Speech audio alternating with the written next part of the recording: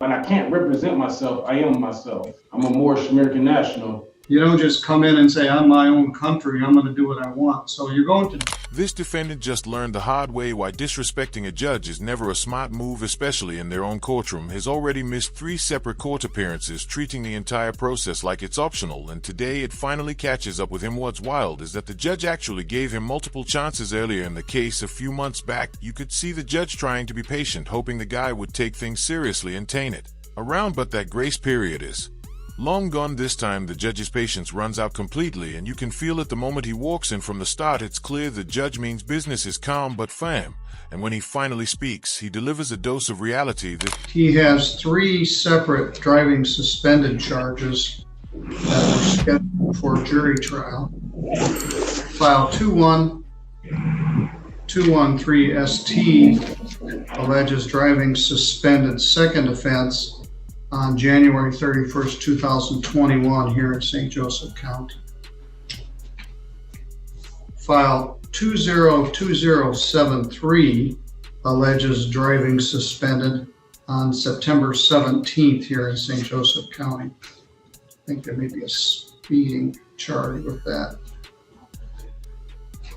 File 202653 also charges driving suspended second offense and forgery and speeding. All those matters were scheduled for jury trial today, November 10th. Mr. Morrow Bay wishes to represent himself on these matters. He has a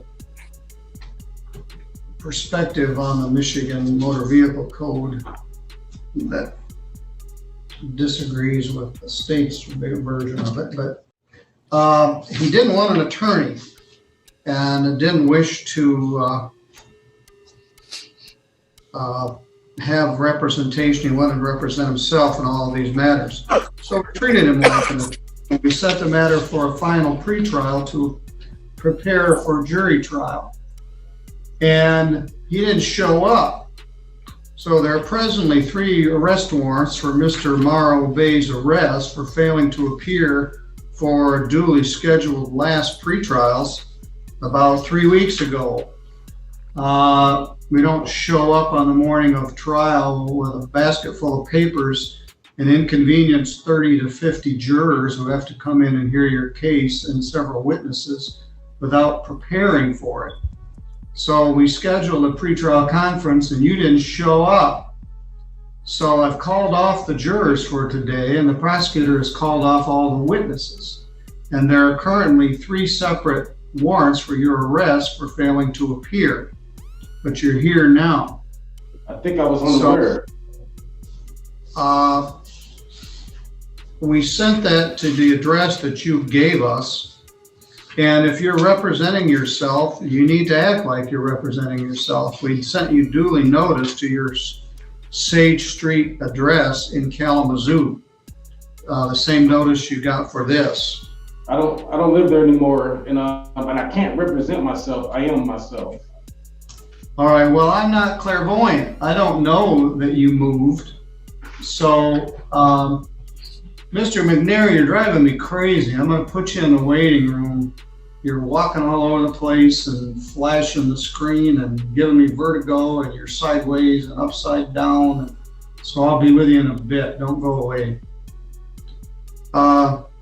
Yes, that's your position. Then you're not doing a very good job of it, because you didn't tell me where you lived. You didn't show up for a pretrial while we prepared for this. And now you come rolling in with a hat on the morning that your 30 or 40 jurors are supposed to be here. That's not a very good way to do business. It's my religious headdress. I'm a Moorish American national.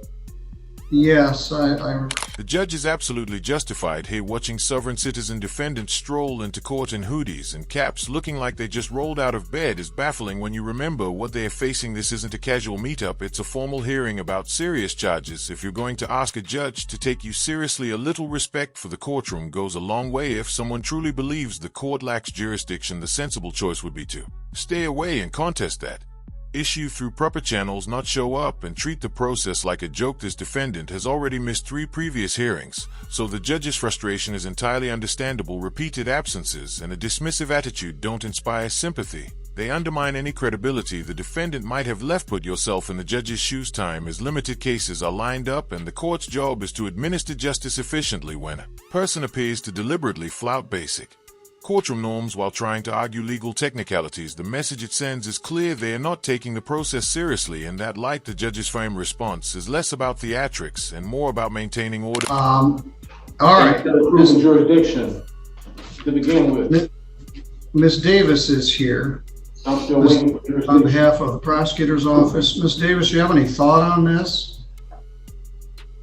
Your Honor, I would ask that he be held in contempt for failing to appear at the last pretrial. I would also ask that an order enter regarding discovery if all of these items that he's holding on to are intended to be used as exhibits at the trial.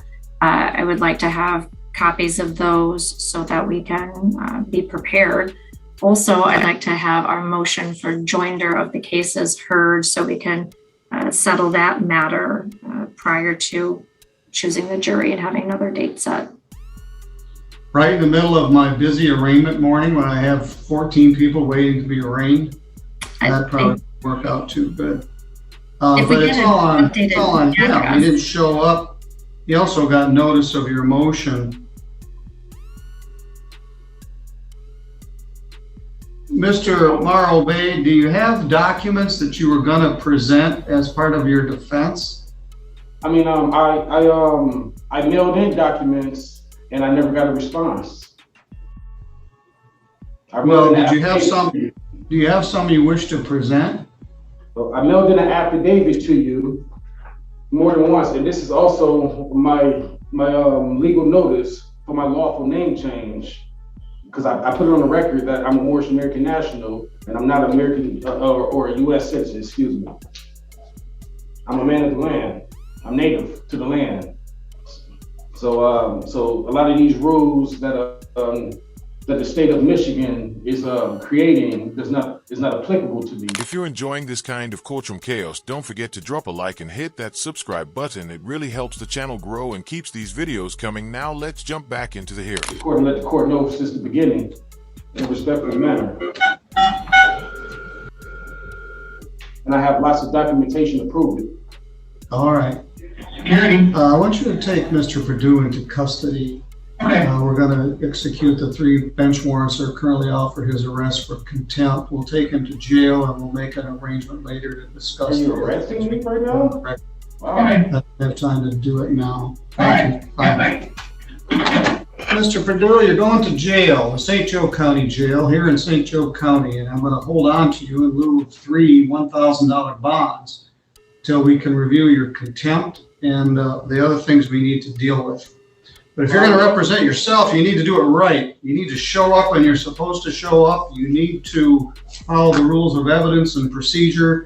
You don't just come in and say, I'm my own country, I'm going to do what I want. So you're going to jail. I was unaware. The bond is $1,000 per file, and I will talk with you later. So right now you're going to the St. Joe County Jail. All right, we'll deal with him, Deborah, when we have more time. But he's clearly in contempt, and he is his own person, so he isn't representing himself, he is himself.